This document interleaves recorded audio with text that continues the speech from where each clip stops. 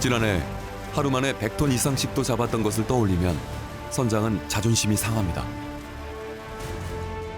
몽창 다 빠졌잖아. 아까 그걸 잘 들었다가 계속 자꾸 세금물들은 빨리 내려가는데 이거는 좀 2년 거의 됐거든, 그물이. 이제 천천히 내려가지. 폭이 다 빠지고 내려.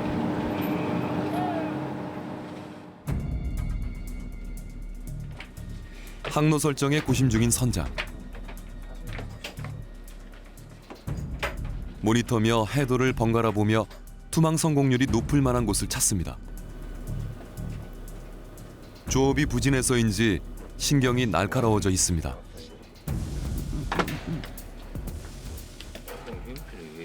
이거 놔두면 이거 좀 나나.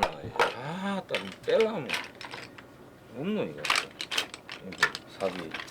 이거 피하지도 않는 게 이거.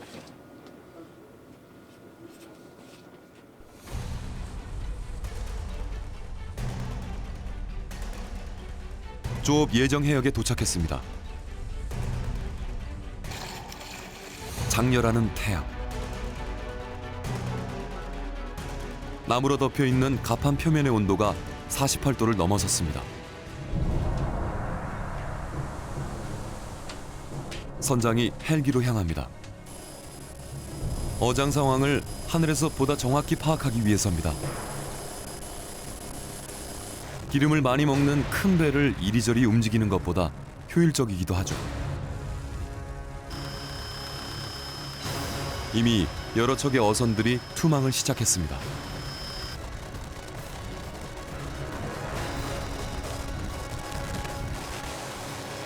수평선 저쪽까지 날아갔다 온 선장.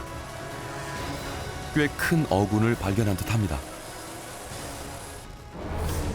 찜통 더위에 옷을 갈아입고 나온 선장이 작전 지휘에 들어갔습니다. 참치대에 늦게 도착한 다른 어선이 뒤쪽에서 먼저 투망해버리는 이른바 뒷방. 지난번처럼 뒷방을 당하지 않기 위해 전속력으로 달립니다. 방패 오죠.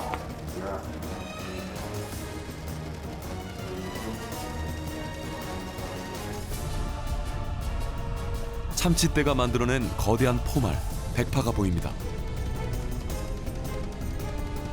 200톤가량은 돼 보이는 꽤 큰 물입니다.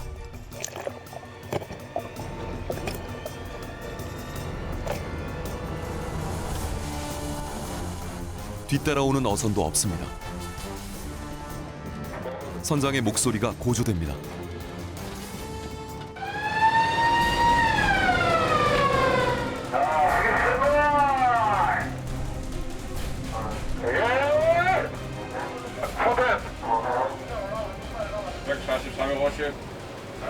아, 또 고기 많다야. 고기 범위가 큰데, 지금. 이거는 일정한 방향도 없고. 와, 그렇지.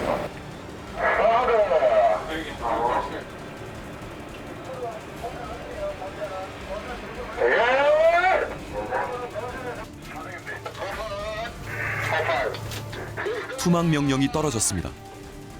돌아. 410 돌아가나. 네, 돌아갑니다. 리고! 420.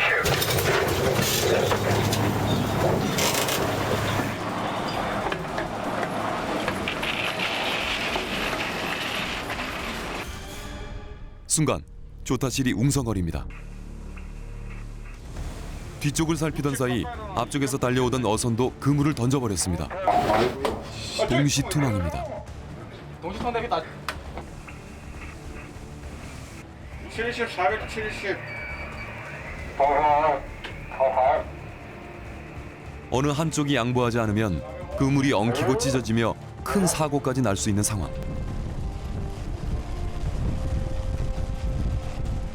그러나 물러설 수 없습니다. 투망 위치 로버와 올림피아호가 조금 더 유리합니다.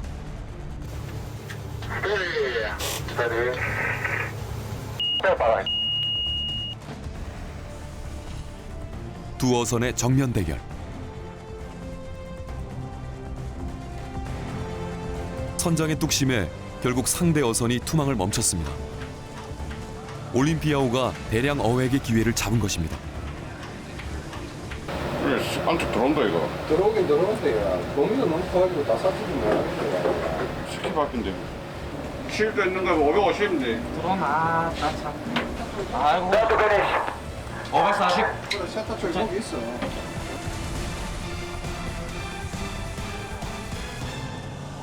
그러나 투망이 채 끝나기도 전에 참치떼가 수면에서 사라져 버렸습니다. 여기다 나간다. 아씨. 미치겠네 진짜. 겁나게 당했다. 한번 들어대라. 고기 없다. 한번 들어. 한번 들어.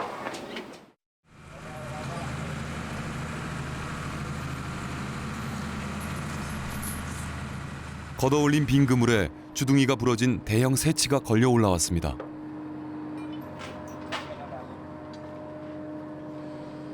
선원들은 상어와 고래 그리고 새치 등을 짐승이라고 부릅니다. 참치를 잡아먹으러 온 녀석들인데 이 녀석들이 등장하면 조업은 어려워집니다.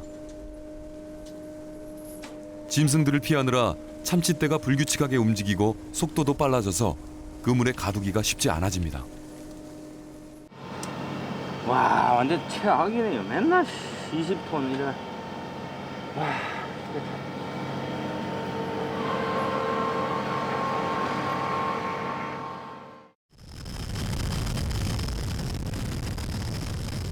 다시 참치 추격에 나선 올림피아호.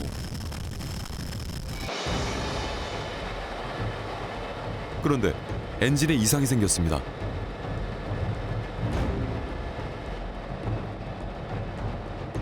동력 전달 장치를 통제하는 기기가 오작동을 하기 시작한 것입니다. 이 상태로라면 제대로 달릴 수 없습니다.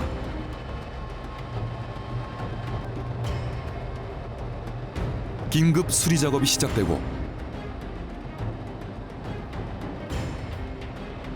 1시간가량이 걸려서야 복구가 됐습니다. 어두워지면 조업을 할 수가 없습니다. 달려야 할 때 달리지 못하면서 아까운 시간이 흘러갔습니다. 긴급 복구를 마친 올림피아호는 오늘 모두 4번의 투망을 했지만 별다른 성과를 얻지 못했고 경쟁 어선들도 대부분 이 해역에서 어려움을 겪었습니다.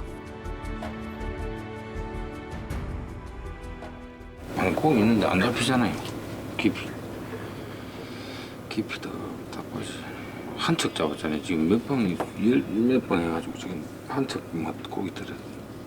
나머지는 다 못 잡았네요. 네, 그래 되겠습니까? 근데 토막 연습하면 좋겠네요. 고기 안 잡고 선원들 속다시.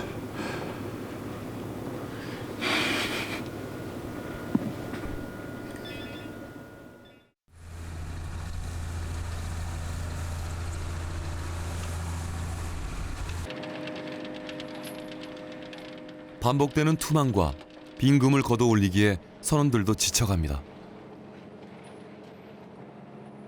그리고 선실복도가 갑자기 시끄러워졌습니다. 한 선원이 호흡곤란 증세를 호소하며 쓰러졌습니다. 무더위 속의 격한 그물 작업에 지쳐버린 것입니다. 비상산소통이 동원되고 동료들이 응급조치를 취합니다. 예, 좀 두드려 좀 두드려.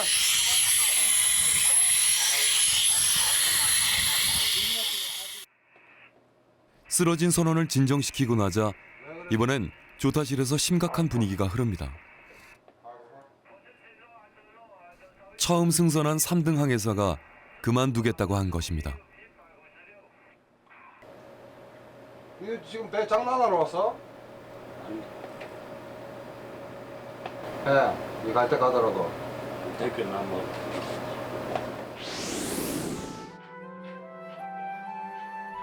삼등 항해사는 사실 고달픈 자리입니다.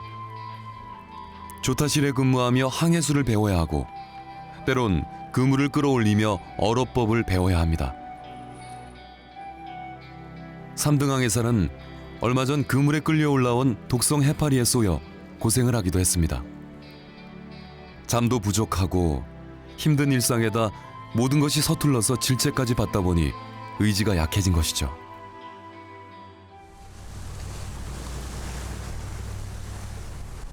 그날 밤 또다시 가판과 선실이 웅성거리기 시작했습니다. 어디선가 타는 냄새가 나기 시작한 것입니다. 선장까지 나와 배 안을 뒤지기 시작했습니다. 이제 안 나네. 누가 저기 태운 거야 앞에서. 이제 안 나. 막 들어올 때 많이 넣어서 많이 하는데. 아, 브릿지까지 냄새 올라오더라. 그래서 내가 좀 전에 위에서 이야기했는데. 불이 걷잡을 수 없이 번져버리면 망망대해에서 배를 버리고 탈출해야 합니다. 그 전에 빨리 찾아내 꺼야 합니다. 다행히 누군가 버린 담뱃불이 쓰레기통 속 종이에 옮겨 붙었다가 꺼진 것으로 확인됐습니다. 그러니까 화재 나버리면 진압이 조기에 발견하면 괜찮은데 좀 늦어져 버리면 진압이 힘드니까요. 조부진에다 지쳐가는 선원들, 그리고 화재 소동까지 격전의 하루가 또 그렇게 지나가고 있습니다.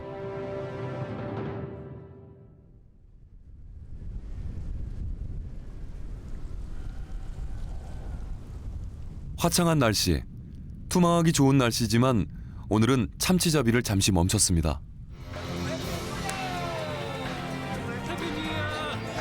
태평양 해상에서 맞이한 설날입니다. 외국인 선원들을 고려해서 차례상 대신 선상 바비큐 파티를 열기로 했습니다.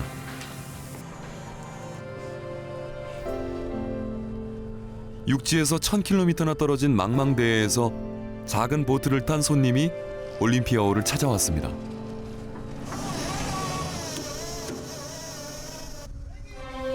이 선장이 바다에서 처음 만나 친분을 쌓아온 대만 참치잡이 어선의 선장입니다. 인근에서 조업을 하다 설날을 함께 자축하기 위해 찾은 것입니다. 전쟁 같은 조업 현장에서도 바다 사나이의 정을 나누는 친구입니다. Today I must be coming to my Euyongjae port for New Year's. Today no fishing.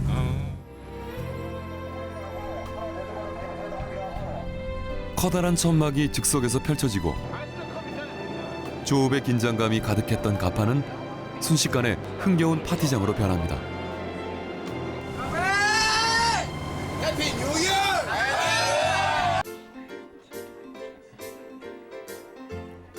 파티가 끝나고 선실로 돌아온 선원들.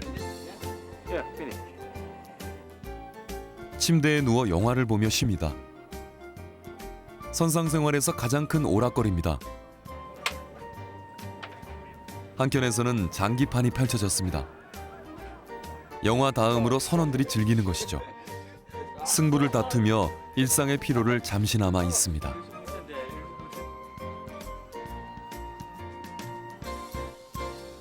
한 베트남 선원은 목각 작업에 몰두합니다.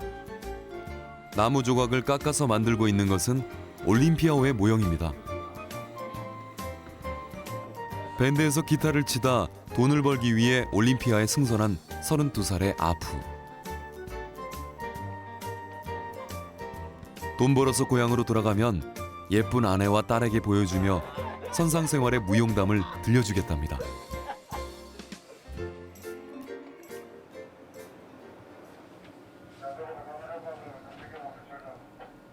조타실 뒤편의 선장실.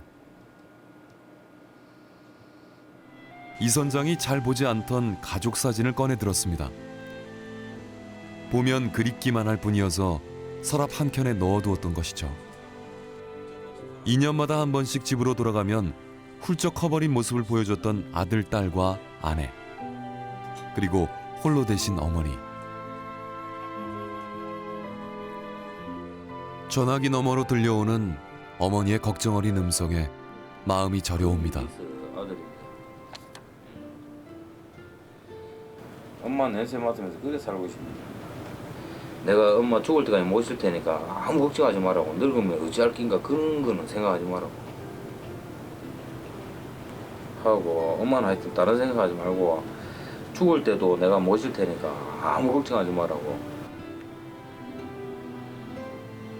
고맙긴 자꾸 고맙다 하지 말라고. 아들한테 뭐 고맙다 해. 에이구. 생계를 위해 또 가족을 위해 머나먼 바다에서의 선원 생활을 선택한 이들. 50여 년 전 미지의 바다로 첫 참치잡이를 떠났던 선배 선원들 역시 같은 마음이었을 것입니다.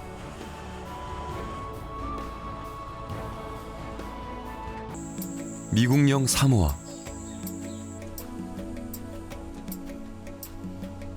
야자수와 아름다운 해변.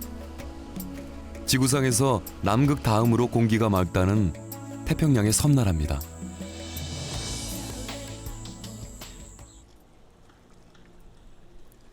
이 먼 곳에 커다란 한옥 건물이 들어서 있습니다. 오랫동안 방치된 듯 지붕에는 풀이 자라고 있습니다. 벽면도 대부분 뜯겨 나갔습니다.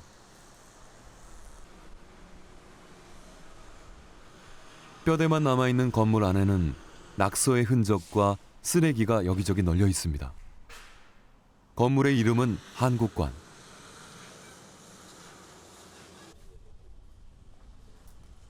한때 태평양 최대의 어업 전진 기지였던 곳입니다.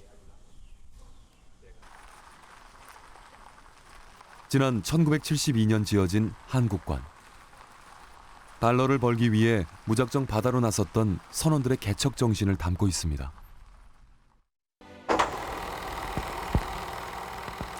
한국의 원양 개척은 지난 1957년 시작됐습니다.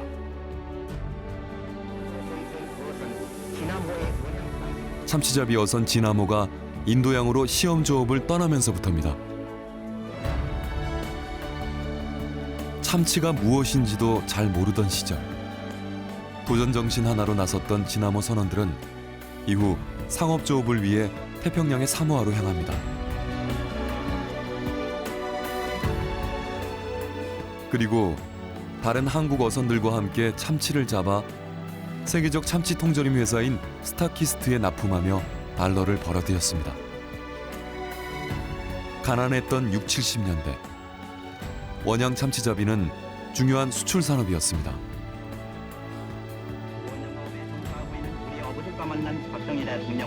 박정희 전 대통령이 사모아를 방문할 정도였습니다.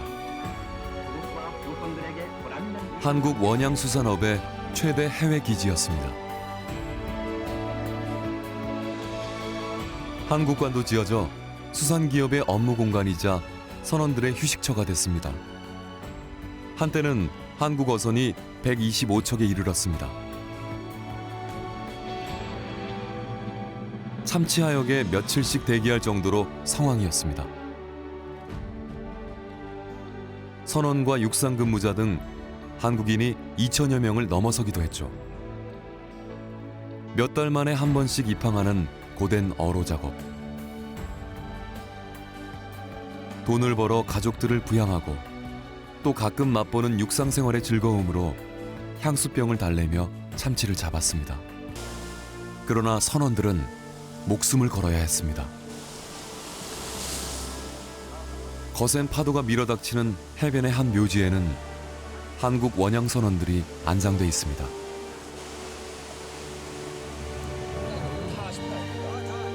작은 배와 예측할 수 없었던 바다의 날씨, 열악했던 조업 여건 속에서 각종 안전사고로 숨져갔습니다. 시신을 옮겨갈 수도 없어 이국 땅에 묻혔습니다.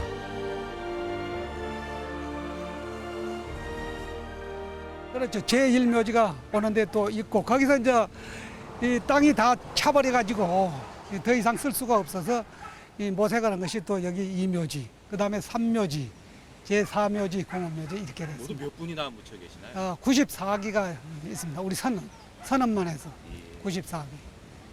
그리고 이제 바다에서 그 침몰돼 가지고 실종된 선원이 약 한 100여 명 되죠. 이게 20대도 많아요. 작단 묘지가. 돌아가셨을 때. 그럼 23살, 25살짜리가 굉장히 많고 나이 많은 사람이 거의 없었고 젊은 사람들이 헬기에 많이 들어요.